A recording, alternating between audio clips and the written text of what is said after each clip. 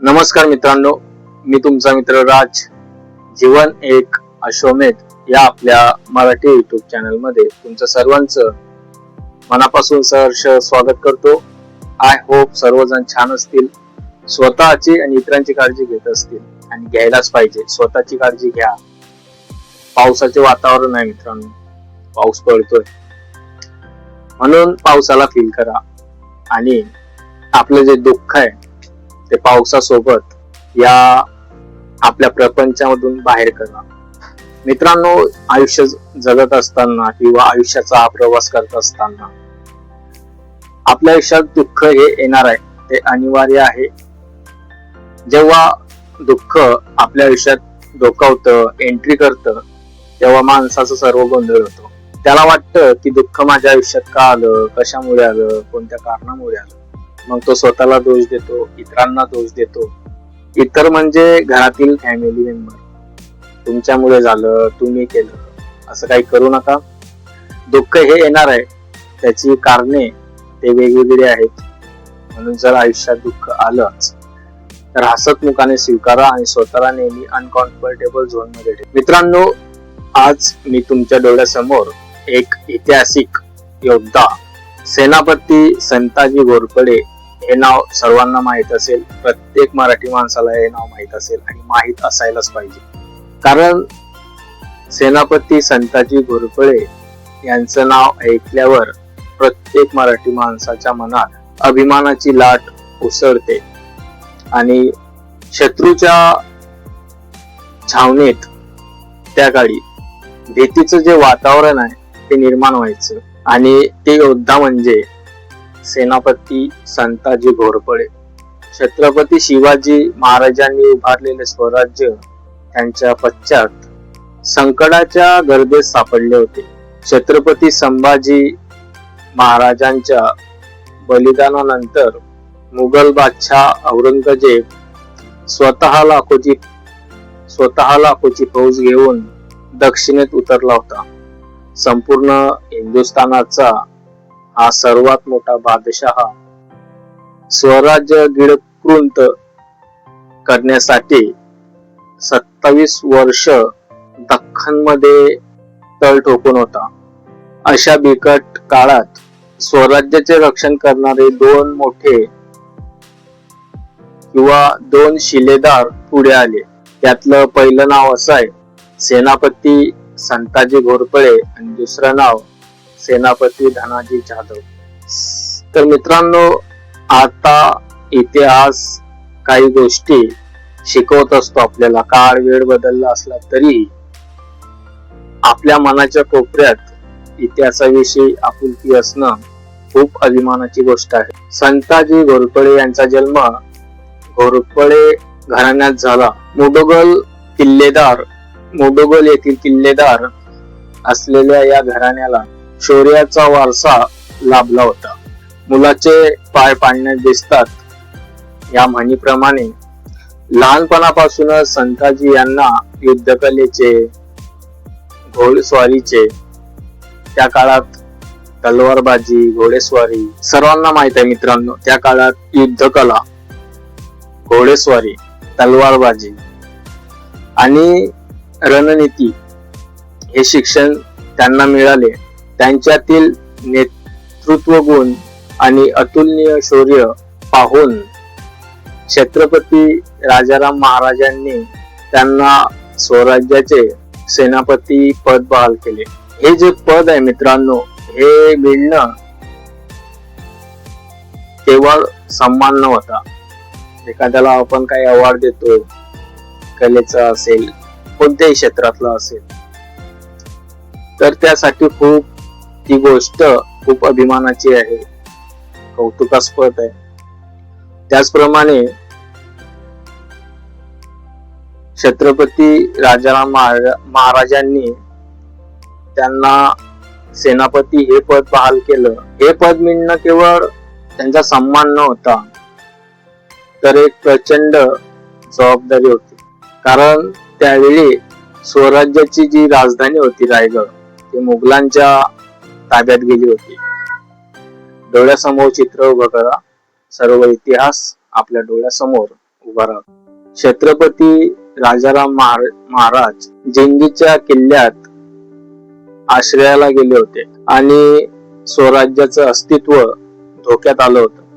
मित्रांनो, संताजी घोरपडे यांनी अशा बिकट परिस्थितीत गनिमी काव्यांचा अवलंब करत मुघल जी फौज होती त्या फौजेला सडो की पडो करून सोडले होते. त्यांची युद्ध पद्धती अत्यंत चपळ आणि विलक्षण होती. त्यामध्ये त्यांची खास गुण असे होते, म्हणजे गुण कौशल्य असे होते की वेगाने हल्ला करायचा, शत्रूला गोंधळात टाकायचे आणि क्षणार्धात नाहीसे व्हायचे, डोळ्यासमोर निसटून जायचे. औरंगजेबाचे जे बडे बडे सरदार होते मोठमोठे, त्याच्यामध्ये कासिफ खान असेल, हिम्मत खान असेल, जुल्फिकरा खान असेल, सर्वात अभिमानास्पद जी लढाई होती किंवा घटना होती ती म्हणजे इतिहासाने नोंद घेतलेली घटना खटाव वसंतगडची लढाई. खटाव वसंतगडाची जी लढाई होती, जिथे संताजींनी मोगल सरदार कासिम खानच्या प्रचंड फौजेचा धुव्वा उडवला होता. तसेच हिम्मत खानचा वध संताजी घोरपडे यांनी मुघल छावणीत घुसून केला होता. एवढंच नव्हे तर एक प्रसंग डोळ्यासमोर तुमच्या आणतो. औरंगजेब जेव्हा दख्खन मध्ये ज्या छावण्या होत्या त्या छावणीला धडक मारून ती छावणी हवेत उडवली होती. ही डेअरिंग होती संताजी घोरपडे यांची. आपल्याला माणूस म्हटल्यावर भीती वाटते, वाघाची असेल, एखाद्या शत्रूची असेल, पण संताजी घोरपडे असे होते की शत्रूच्या छावणीत जाऊन त्यांनी तो बांबू असेल, छावणी असेल, ते उडवली होती. धडक तंबू उडवला होता आणि जो औरंगजेब होता तो मुठीत जीव घालून पळाला होता.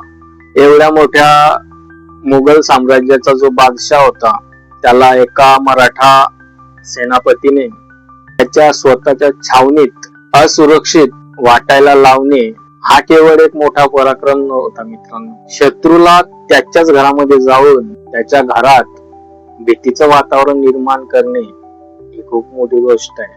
आणि या सर्व गोष्टी डोळ्यासमोर आता उभ्या झाल्या असतील तर कल्पना आपण करू शकतो की त्यांचं धाडस, त्यांची युद्धनीती आपल्याला खूप काही शिकवते.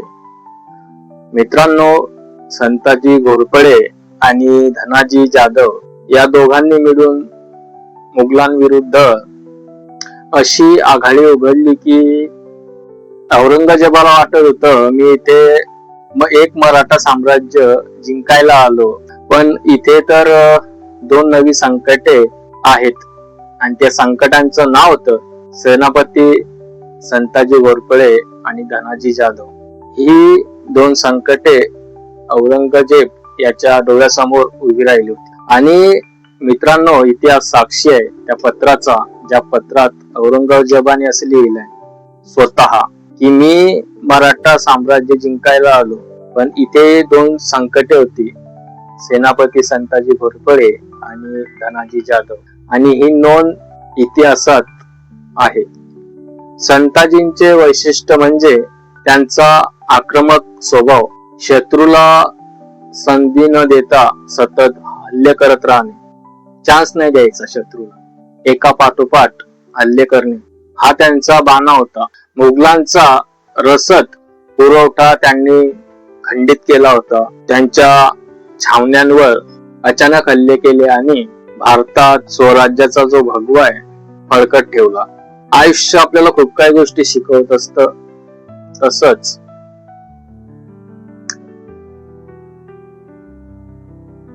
मतभेद काय झाले, कसे झाले, दुर्दैवाने काय झालं की स्वराज्या अंतर्गत झालेल्या काही मतभेदामुळे किंवा राजकीय कारस्थानामुळे संताजी घोरपडे यांचा अंत झाला.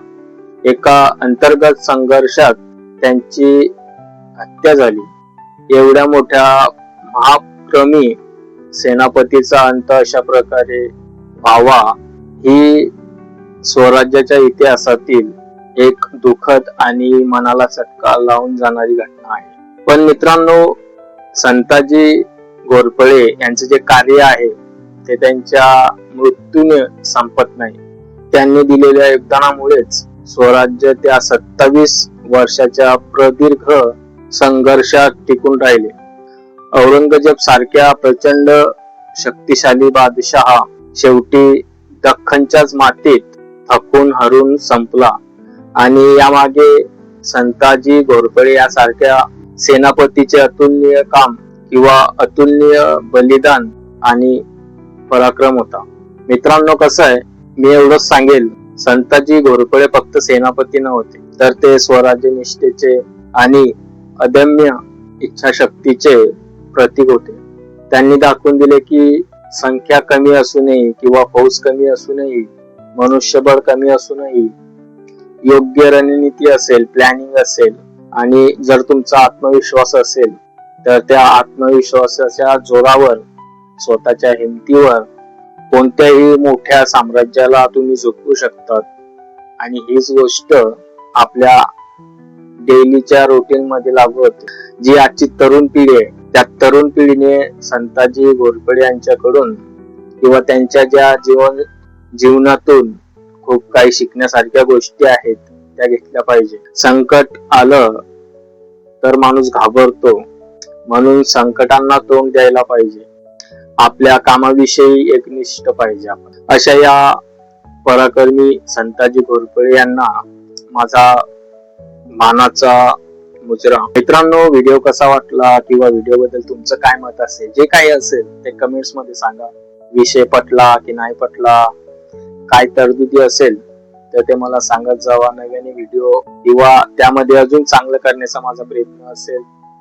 पुन्हा भेटूया नवीन विषयासह. तोपर्यंत पावसाचा आनंद घ्या आणि दुःखाला आपल्या आयुष्यात किंवा दुःखाची चव चाखा आणि तुमचा जो जीवनाचा जो प्रवास आहे तो आनंदी करा. हसतमुखाने दुःखाला स्वीकारा.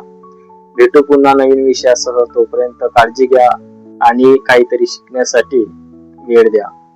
तोपर्यंत जय हिंद, जय महाराष्ट्र.